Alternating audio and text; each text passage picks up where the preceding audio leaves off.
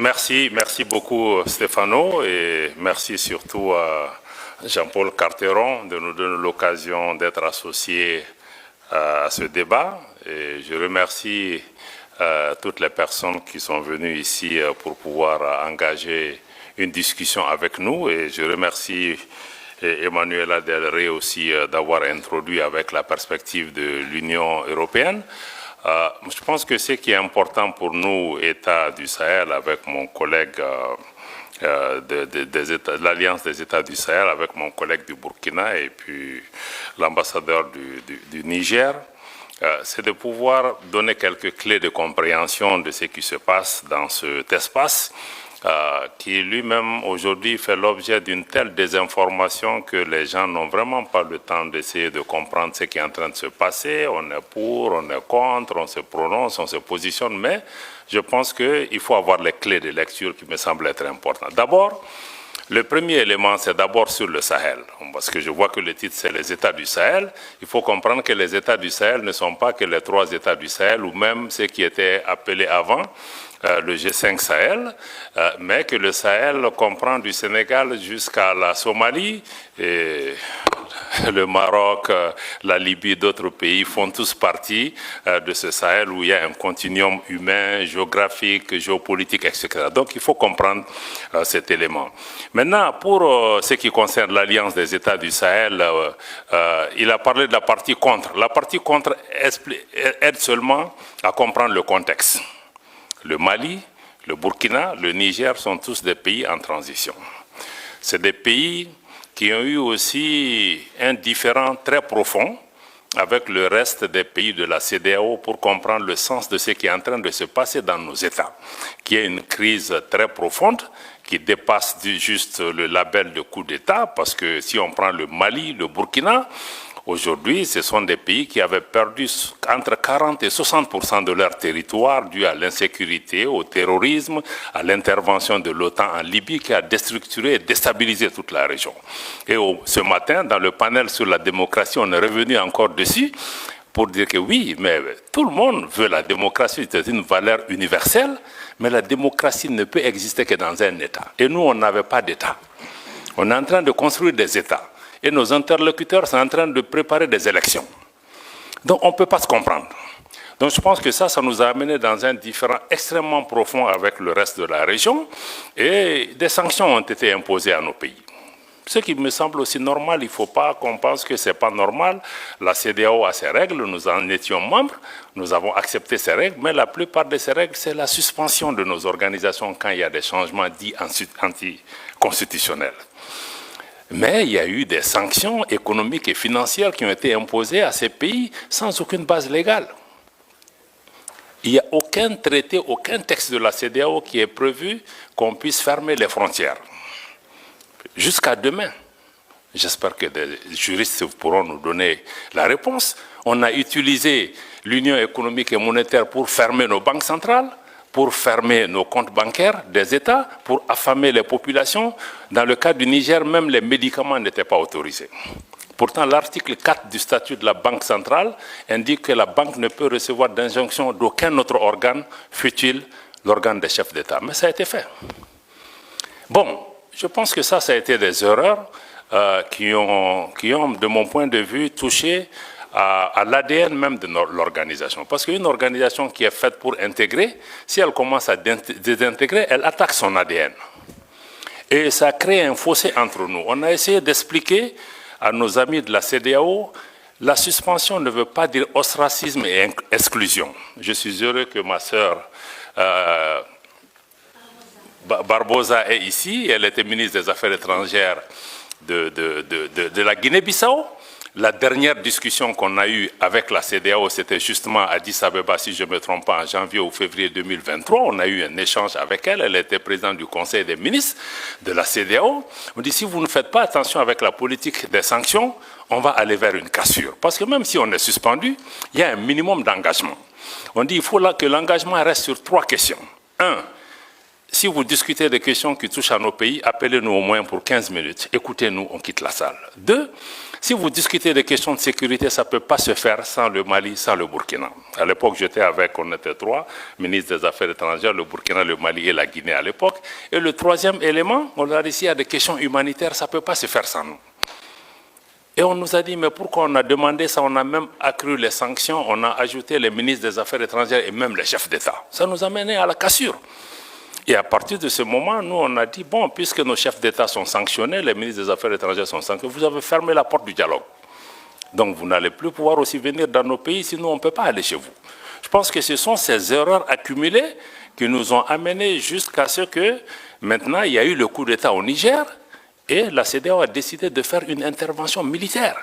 Vous savez que quand on est dans une union, ça veut dire qu'il y a même un pacte de non-agression. On ne peut pas se lever. Bon, c'est vrai, même si un chef d'État est renversé, se lever un matin pour dire qu'on va attaquer un pays, pour la CEDEAO qui, depuis 20 ans, a une force en attente qui est toujours en attente. Ça veut dire, en réalité, ce sont des acteurs extérieurs à la région qui dictent leur volonté à la CEDEAO. Je suis désolé de dire, même l'Union européenne a soutenu cette décision de la CEDEAO d'attaquer un pays souverain qui lutte depuis 10 ans contre le terrorisme. Ses frontières sont fermées. Quand vous attaquez le Niger, mais vous attaquez une armée, mais vous libérez les terroristes. Ils vont aller où? Au Mali, au Burkina, partout. Donc, à partir de ce moment, on s'est dit que cette organisation commence à être dangereuse pour nous. Non seulement on punit nos populations, mais le fait d'être membre peut même t'amener à ce qu'on attaque le pays.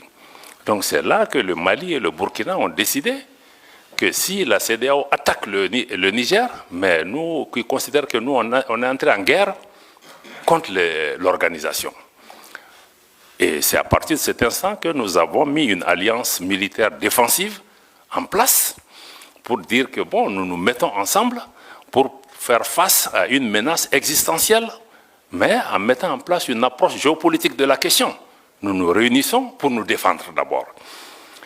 Mais en faisant ça aussi, on s'est dit, bon, ce n'est pas seulement une alliance. Et je pense que c'est notre réponse qui a d'ailleurs dissuadé. En définitive, les gens ont commencé à comprendre que, bon, Niamey, ça ne sera pas une promenade de santé. On va faire face à 3 armées qui sont en guerre depuis 10 ans.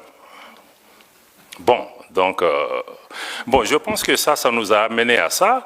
Et on s'est dit, bon, on va aller au-delà de l'alliance militaire pour créer, le 16 septembre 2023, donc on a créé l'Alliance des États du Sahel sur la base de la charte du Liptako-Gourma. Mais on est en train de travailler maintenant pour aller beaucoup plus loin que ça. Pourquoi on veut aller beaucoup plus loin que ça? Ça, c'est la partie, on était dans la partie contre, comme tu as dit, c'est créer contre, mais ça, c'est juste expliquer le contexte. Mais en réalité, la partie pour c'est que la région qu'on appelle le Liptako-Gourma, qui réunit les 3 États, que certains ont appelé la zone des 3 frontières, abusivement, mais cette zone est une zone géoculturelle et géographique qui existait depuis des décennies. D'ailleurs, il y a une organisation, l'autorité du Liptako-Gourma, ces 3 pays partagent les mêmes réalités climatiques, géographiques, culturelles et même sécuritaires. Donc on a décidé de mettre en place une communauté qui puisse nous aider, à assurer la sécurité, à lutter contre le terrorisme, parce qu'on lutte contre le terrorisme dans cet espace depuis longtemps, mais on ne pouvait pas le faire ensemble. Maintenant, on va le faire ensemble. Et contre tous les autres facteurs d'insécurité, le deuxième pilier, c'est de travailler à mettre en place une intégration économique poussée, parce qu'il y avait déjà un espace économique et géoculturel qui était là pour pouvoir travailler, pour renforcer la libre circulation dans nos pays, avoir des projets intégrateurs dans le domaine de l'énergie, dans le domaine des transports, dans le domaine des infrastructures, bon, parce que nos pays sont physiquement aussi liés par beaucoup de réalités qu'on peut, et ces pays regorgent aussi des ressources minières, minéralogiques, de toutes sortes, ne serait-ce que si on prend les ressources souterraines de cette région, c'est énorme. Personne ne voit le Sahel en tant que source d'approvisionnement de l'Afrique et du monde en ressources en eau. Parce qu'on voit que l'aspect désertique. Donc, je pense que ça, il y a l'aspect intégration économique sur lequel nos ministres des Finances et les ministres en charge du développement ont travaillé pour pouvoir vraiment nous rapprocher davantage. Et le troisième, c'est vraiment travailler ensemble pour que nos pays parlent d'une seule voix, avoir une action diplomatique coordonnée. Donc, si on dit donc cet espace économique-là sur lequel on est en train de travailler, je pense que c'est extrêmement important de regarder nos ministres en charge des affaires étrangères ont recommandé au chef d'État d'aller même vers une confédération. C'est-à-dire qu'une confédération en prélude à une fédération des 3 États, qui se fera par étapes. Pourquoi nous proposons ça? Parce que nous, nos pays, je dois le répéter, la première réponse était peut-être raconte quelque chose, mais quand on a commencé à exister, beaucoup ont dit, même la CEDEAO, les premières réactions, quand on a signé la charte du Liptako-Gourma, c'est que ces pays veulent casser la région.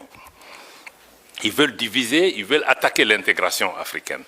Mais le Mali, le Burkina, quand vous regardez nos leaders historiques de Modibo Keïta au Thomas Sankara jusqu'à aujourd'hui, mais ces pays restent fondamentalement engagés pour l'intégration africaine. L'article 180 de la dernière constitution du Mali, adoptée l'année dernière, réitère l'attachement du Mali à abandonner tout ou partie de sa souveraineté pour réaliser l'intégration du Mali, de l'Afrique, avec tout État africain. Donc pour nous, notre engagement pour l'intégration et l'unité et l'idéal panafricain reste intact, mais nous trouvons que certaines de ces organisations, de notre point de vue, en tout cas, n'incarnent plus cet idéal. Et qu'il nous faut, à travers l'Alliance des États du Sahel, proposer une alternative. D'avoir une organisation, qui ne soit pas pilotée par l'extérieur, une organisation qui ne devienne pas un danger pour ses membres, pour ses populations. Comment on peut travailler à rapprocher nos populations en mettant en place une autre façon de faire. Je pense que c'est là où il me semble être important que vous compreniez, qu'on soit pour la CEDEAO, pour l'UEMOA, ou comprenez qu'avec l'AES, il y a une nouvelle donne géopolitique qui est là. Que vous l'aimez, que vous ne l'aimiez pas, peu importe. 2. Pour nous, le sort de nos pays ne va pas se décider à Bruxelles, à Paris, à Washington ou à Londres. Ça se décidera à Bamako, à Ouagadougou, à Niamey, etc. Donc cette réalité géopolitique est là, il faut la suivre. Il faut regarder ce qui est en train de se passer. Bon, naturellement, nous partageons le même espace que la CEDEAO, l'UEMOA, d'autres pays qui sont des pays voisins, des pays frères. On est des peuples frères avec le Bénin, nos pays, mais on vit ensemble, on va partager cet espace. Donc il va falloir qu'on discute des modalités de vivre en commun. Et je pense qu'il faut le dialogue. Je pense qu'Emmanuel a insisté sur ça. Il faut le dialogue. À mon avis, le dialogue est important. C'est ce que nous-mêmes nous avions demandé avant d'être sanctionnés. Donc on ne peut pas être... On est ici, c'est la première sortie pour nous, États membres de l'AES, en dehors de l'Afrique. Donc ça veut dire que nous sommes prêts. Sinon on aurait pu vous dire que venez parler en Afrique avec nous.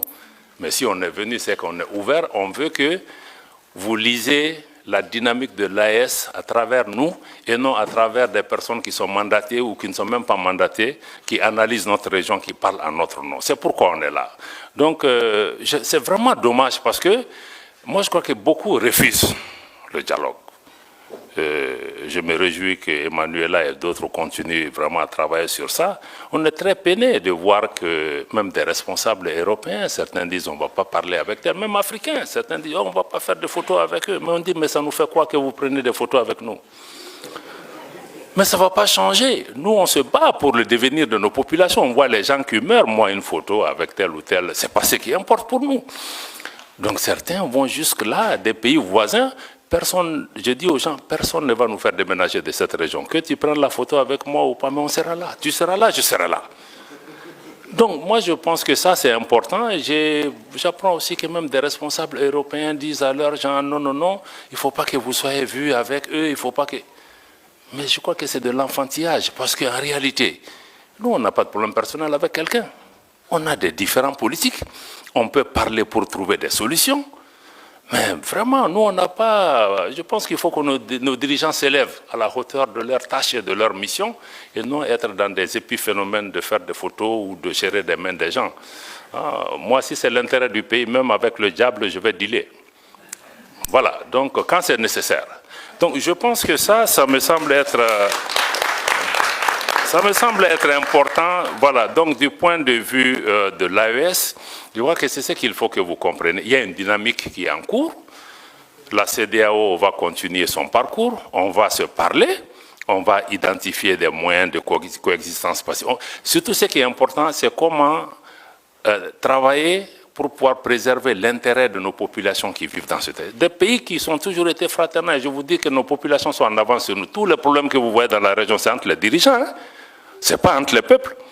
Moi, je vais dans tous ces pays où les dirigeants ne veulent pas nous parler, mais les peuples sont chaleureux avec nous.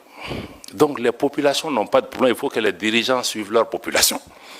Voilà, donc pour moi, vraiment, c'est ça. Je vais peut-être laisser le reste pour qu'on vienne vraiment à des questions majeures, mais aujourd'hui, l'AES se bat pour ça.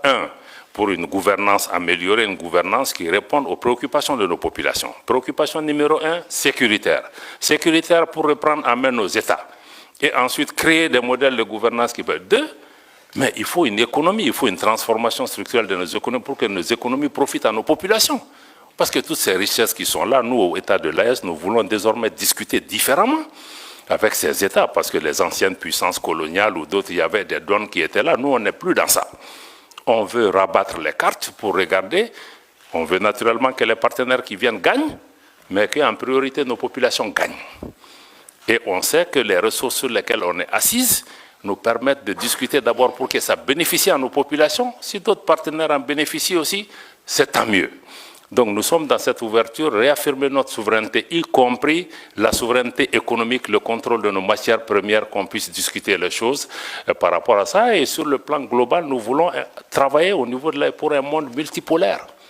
Un monde où ce n'est pas un club de 2, 3, 4 pays qui contrôlent le monde, mais que les forces politiques, économiques, sociales qui sont apparues dans le monde, que chaque voix compte, qu'il y ait plus d'équité, que la politique de 2 poids, 2 mesures, ça cesse. Qu'on cesse aussi d'instrumentaliser les Africains les uns contre les autres, parce que moi je trouve que même notre différend avec la CEDEAO, c'est d'autres qui nous distraient. On n'en a pas besoin. Donc je vais vraiment attendre les questions pour pouvoir vous revenir, pour dire qu'encore une fois, si l'AES a été créé dans un contexte pour réagir à quelque chose, aujourd'hui nous sommes dans une dynamique de construction d'une intégration régionale, d'une autre approche à cette intégration régionale, une intégration qui, de notre point de vue, doit être une véritable intégration des peuples et non une intégration d'État ou de chefs d'État. Voilà, c'est vraiment la dynamique que nous partageons avec le Burkina et le Niger. Et aujourd'hui, sur le plan de la sécurité, nous travaillons, il y a des résultats probants sur le terrain. Le Mali, aujourd'hui, après 10 ans de présence étrangère, a aujourd'hui le contrôle de l'ensemble de son territoire national. Et la reprise de Kidal, il y a quelques mois, est un exemple concret. Et il y a beaucoup de Kidal qui vont se passer aussi sur le terrain, dans notre espace.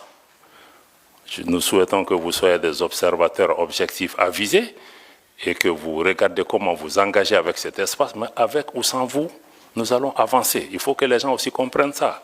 Si les Européens ne sont pas là, les Chinois seront là, les Russes seront là, les Australiens seront là. Donc aujourd'hui, là, on n'est marié à personne.